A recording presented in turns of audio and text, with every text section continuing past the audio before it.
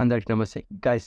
Future of AP ఒక వీడియోలోకి స్వాగతం. ఈ యొక్క వీడియోలో ఏపీలో జరగబోతున్నటువంటి ఒక అప్కమింగ్ ఎలక్షన్స్ గురించి, అలాగే ఏపీ ఏ విధంగా ఫ్యూచర్లో ట్రాన్స్ఫార్మ్ అవ్వగలుగుతుందో అనే ఒక ఒపీనియన్ బేస్ ద్వారా నేను ఈ యొక్క వీడియో అయితే క్రియేట్ చేయబోతున్నాను. అండ్ వీడియో తప్పకుండా రెండు వాళ్ళ చూడండి అండ్ వీడియో స్టార్ట్ చేద్దాం. చాప్టర్ 1 ఎన్నికల నేపథ్యం. అయితే గైస్, ఇప్పుడు ఆంధ్రప్రదేశ్లో మే 13న అయితే ఎలక్షన్స్ అయితే జరగబోతున్నాయి. అండ్ ఇక్కడ మనము ఎంపీ అలాగే అసెంబ్లీ ఎలక్షన్స్ రెండు కూడా ఒకటే రోజు అయితే జరుగుతున్నాయి ఆంధ్రప్రదేశ్లో.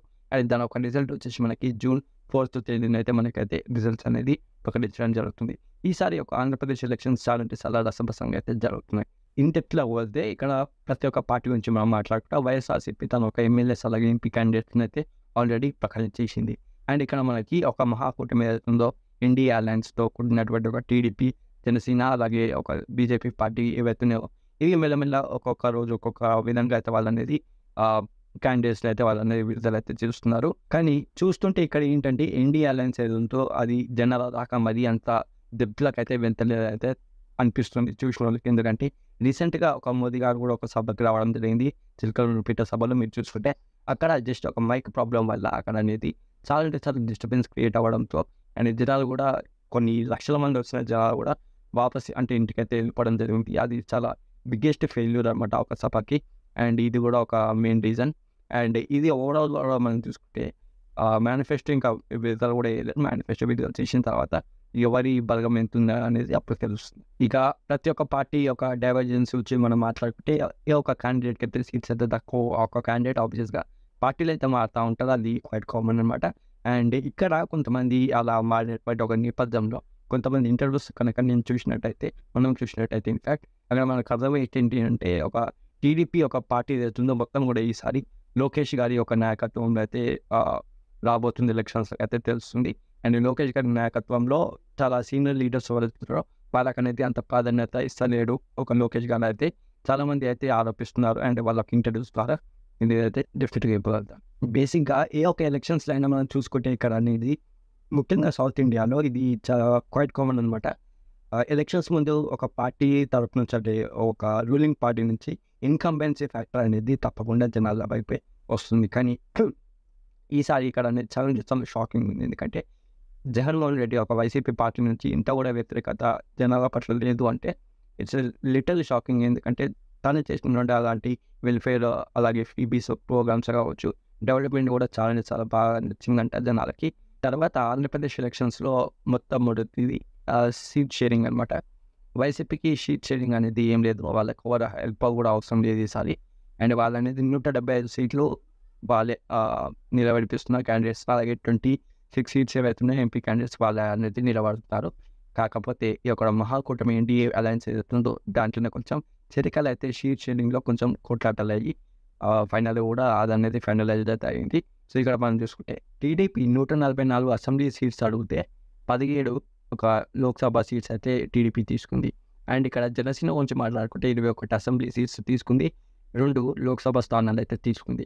బీజేపీ 10 అసెంబ్లీ సీట్లు తీసుకుంది, 6 ఎంపీ సీట్లను అయితే తీసుకుందనమాట. తర్వాత ఇండియా కూటమి గురించి మాట్లాడుకుంటే ఇక్కడ మనకి ఏంటంటే ఇండియా కూటమిలో కాంగ్రెస్ పార్టీ ఉంది, సిపిఐ అలాగే సిపిఐఎం ఈ యొక్క 3 పార్టీలు కలిసి ఫామ్లోకి అయితే దిగాయి. కానీ దాని గురించి మనం అంతా చర్చించుకోవాల్సిన అవసరం లేదని అయితే నేను కోరుకుంటాను. ఎందుకంటే ఏ ఒక ఎలక్షన్స్ అయినా, అది అసెంబ్లీ ఎలక్షన్స్ అయినా, లోక్సభ ఎలక్షన్స్ అయినా, ఎక్కడైనా సరే జనాలకి జస్ట్ టాప్ 2 పార్టీస్ మాత్రమే వాళ్ళకనేది ఒక ఫేవరబుల్గా వాళ్ళనేది ఒక టాప్ 2 పార్టీస్ మాత్రమే వాళ్ళని సెలెక్ట్ చేసుకుంటారు.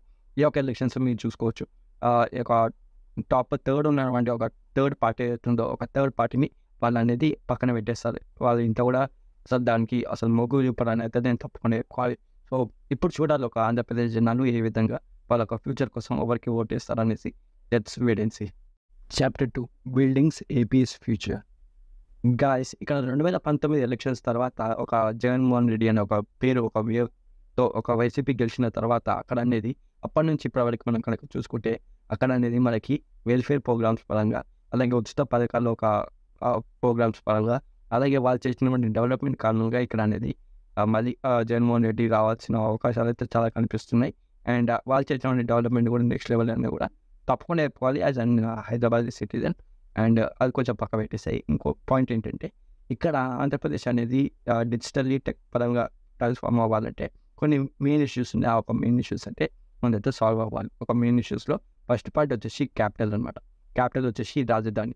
అంటే రాజధాని అంటే ఒక్కో పార్టీ ఒక్కొక్క రాజధానిని అయితే వాళ్ళనేది అనౌన్స్ అయితే చేస్తున్నారు అనమాట. జస్ట్ లైక్ ఫర్ ఎగ్జాంపుల్ 2014లో మనం చూసుకుంటే టీడీపీ హయాంలో చంద్రబాబు నాయుడు వైజాగ్ని అయితే అమరావతిని అయితే తను అనేది క్యాపిటల్ చేస్తా ఉన్నారు. అండ్ ఇక్కడ వైసీపీకి వచ్చేసరికి వీళ్ళనేది 3 రాజధానులు అన్నారు. ఒకటి కర్నూలు, వైజాగ్ అలాగే అమరావతి 3 రాజధానులు అన్నారు. సో ఇక్కడ ఒక్కో ఏదైతే డిస్టిక్ ఉందో ఒక్కో దానికి ఒక 3 రాజధానులు, ఒక లెజిస్లేచర్, ఒక ఎగ్జిక్యూటివ్ కోసం, ఇంకోటి జ్యుడిషియరీ కోసం అయితే వీళ్ళు అనేది ఈ విధంగా అయితే చేసుకున్నారు. కానీ ముందు దీనికి ఒక క్లారిటీ అనేది వస్తుంది. అప్పుడు అనేది ఏపీ క్యాన్ బి ట్రాన్స్ఫార్మ్. రెండో మెయిన్ ఇష్యూ వచ్చేసి క్యాస్ట్ పాలిటిక్స్. ఒక పక్క మొత్తం వరల్డ్ కూడా, మొత్తం ఇండియా కూడా ఒక టెక్ పరంగా, ఒక డిజిటలైజ్ పరంగా ముందుకెళ్తుంటే ఏపీకి వచ్చేసరికి ఇక్కడ అనేది ఇంకా జనాల పట్ల వాళ్ళకి అనేది జస్ట్ ఒక మంచిని చూసి, తన ఒక వర్గాన్ని చూసి, క్యాస్ట్ని చూసి అయితే వాళ్ళు అనేది ఇప్పటికీ ఓట్ అయితే వేస్తున్నారు. అదనేది అక్కడ అనేది తొలగిపోతే AP can be definitely transform. Third point వచ్చేసి రూరల్లో ఒక జనాలకు అనేది చాలా అవేర్నెస్ అనేది పెంచాలి. అక్కడ నుంచే మనకు అనేది ఒక మ్యానుఫ్యాక్చరింగ్ యూనిట్ నుంచి మెల్లమెల్ల వాళ్ళు అనేది ఇన్ఫ్రాస్ట్రక్చర్ని క్రియేట్ చేస్తూ వాళ్ళు అనేది మెల్లమెల్ల గ్రోత్ అవుతే నెక్స్ట్ ఒక 15 to 20 years they can be easily transform. కొన్ని మ్యానుఫ్యాక్చరింగ్ యూనిట్స్ ఉన్నాయి, కొన్ని కంపెనీస్ ఉన్నాయి, జస్ట్ లైక్ కిన్స్టార్ కావచ్చు, లాయిడ్ కావచ్చు, బ్లూ స్టార్ కావచ్చు. అండ్ సో గైస్ ఫైనలీ ఇవంతా కాదు, ఇవన్నీ పక్క పెట్టండి. జస్ట్ సింపుల్ 10 పాయింట్స్ ఎక్స్ప్లెయిన్ చేయంటే ఈజీలీ నేనైతే 10 పాయింట్స్ ఎక్స్ప్లెయిన్ చేశాను. ఇక్కడ నెంబర్ 1 ఇన్ఫ్రాస్ట్రక్చర్ని డెవలప్ చేయడం. నెంబర్ 2 వచ్చేసి ఎడ్యుకేషన్ పరంగా ఒక స్కిల్స్ని అనేది జనాల పట్ల వాళ్ళకంటే డెవలప్ చేయడం అనమాట, అంటే స్టూడెంట్స్కి అనమాట. థర్డ్ పార్ట్ వచ్చేసి మనకి స్టార్టప్ అలాగే ఆంటర్‌ప్రెన్యూర్స్ ఎవరైతే ఉంటారో వాళ్ళకి అనేది ఒక గవర్నమెంట్ అనేది సపోర్ట్ చేయాలి. జస్ట్ ఫర్ ఎగ్జాంపుల్ మాట్లాడుకుంటే తెలంగాణలో కేటీఆర్ గారు ఒక స్టార్టప్ వరల్డ్కి చేసేటట్టు ఓవర్ చేయలేరు కనుక ఆ ఒక స్టెప్స్ కనుక వీళ్ళు కనుక యూజ్ చేసినట్టు definitely they can transform. And fourth point వచ్చేసి గవర్నమెంట్ పాలసీస్ చాలా తేవాలి. అలాగే ఇన్సెంటివ్స్ కూడా వాళ్ళకి అనేది బిజినెస్ చేసే వాళ్ళకి ఇవ్వాలి. ఫిఫ్త్ మేజర్ పాయింట్ వచ్చేసి రీసెర్చ్ అండ్ డెవలప్మెంట్, అంటే R&Dలో గవర్నమెంట్ అనేది ఇన్వెస్ట్ చేయాలన్నమాట. సిక్స్త్ పాయింట్లో మనం మాట్లాడుకుంటే ఏపీలో మొత్తం కూడా డిజిటలైజ్డ్ అవ్వాలి. అండ్ ఈ గవర్నెన్స్ అనేది అక్కడ కనుక వస్తే అక్కడ అనేది మార్పు అనేది స్టార్ట్ అవుతుంది.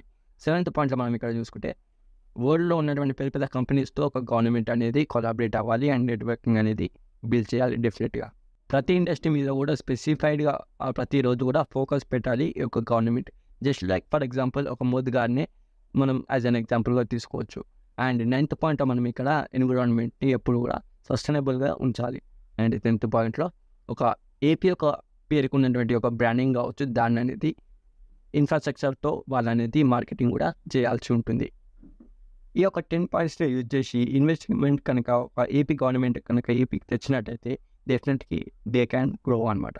అండ్ ఇక్కడ మనం ఫర్ ఎగ్జాంపుల్ చూసుకోవచ్చు కూడా, లాస్ట్ ఇయర్ జగన్మోహన్ రెడ్డి ఒక ఇన్వెస్టర్ సమిట్స్ అయితే చేయడం జరిగింది. దాంట్లో ముఖేష్ అంబానీ గారే కావచ్చు, అదానీ గారే కావచ్చు, టాటా గ్రూప్స్ కావచ్చు, పెద్దోళ్ళు ఒక నాట్ ఓన్లీ ఒక ఇండియా మొత్తం వరల్డ్లో నుంచి టాప్ ప్లేయర్స్ అయితే, టాప్ కంపెనీ ఒక బిల్డర్స్ అయితే, ఓనర్స్ అయితే వాళ్ళైతే రావడం, ఏపీని ఇన్వెస్ట్ చేస్తాం అని అయితే అనడం. అండ్ దాని తర్వాత అది ఒక ఏదో సమ్వాట్ ఇష్యూస్ వల్ల అనేది క్లోజ్ అవ్వడం. సో ఈ యొక్క ప్రయత్నాలు కూడా చేస్తే బాగుంటుంది. అండ్ దీనివల్ల AP definite can be grow. And guys finally ఇదంతా సాధ్యపడాలంటే ఎవరితో ఇది అనేది మొత్తం కూడా వీలవుతుంది అనేది డిసైడ్ చేయాల్సింది ఒక ఏపీ జనాలు ఈ యొక్క ఎలక్షన్స్లో అనమాట. సో ఇది ఓవరాల్గా వీడియో రిలేటెడ్. అండ్ ఈ విధంగా ఒక స్టెప్స్ తీసుకుంటే డెఫినెట్లీ ఏపీ కూడా ఒక హైదరాబాద్ లాగానే, తెలంగాణ లాగానే మంచి ఒక నెక్స్ట్ లెవెల్లో గ్రోత్ అయితే అవుతుంది అనమాట. So that's for today guys. ఇది ఓవరాల్గా video related. Thank you so much. జై హింద్.